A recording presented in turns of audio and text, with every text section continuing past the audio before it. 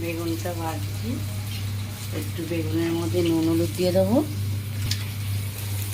একটু হলুদ, সর্ষেতে হলুদ দিয়েছি, অল্প অল্প করে একটু নুন হলুদ দেবো। বেগুনটা ভাজবো, বেগুনটা ভাজতে ভাজতে তারপর সর্ষেটা দেবো। সর্ষেটা একটু কমিয়ে দিতে হবে, নাহলে না বুঝলে তেতো হয়ে যায়। একটু কমিয়ে তারপর সর্ষেটা দিয়ে দেবো।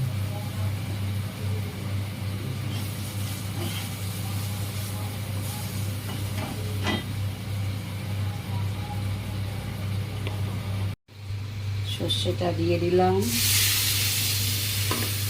সর্ষেটা দিয়ে দিলাম, একটু ফুটলে মাছটা দিয়ে দেবো। বেশি জল দেবো না, অল্প একটু জল দেবো। একটু জল দিয়ে দিলাম,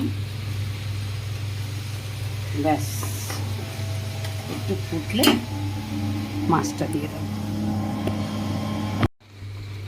হয়ে গেল, সর্ষেটা কড়াটা দিয়ে দিলাম, একটু ফুটিয়ে নামিয়ে দেবো। এবার একটু টক ডাল করবো আর একটু তোমার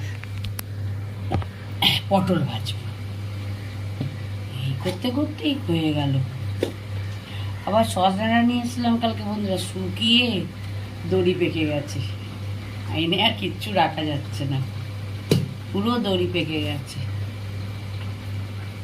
না হলেও মুশকিল, এনেছি এবার, কালকে কটা করেছি, কত করব এবার।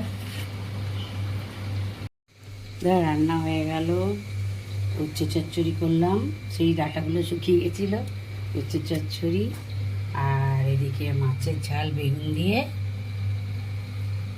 আর টক ডাল, আর পটল ভাজা, আর ভাত তো আছেই।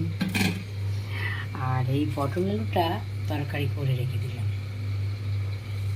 বিকালবেলা না করতে ভালো লাগে না, রুটি করলে হয়ে যাবে। এই গরমে একদম এত শরীর খারাপ লাগে, শুধু রুটি করবো, বিকেলে হয়ে যাবে।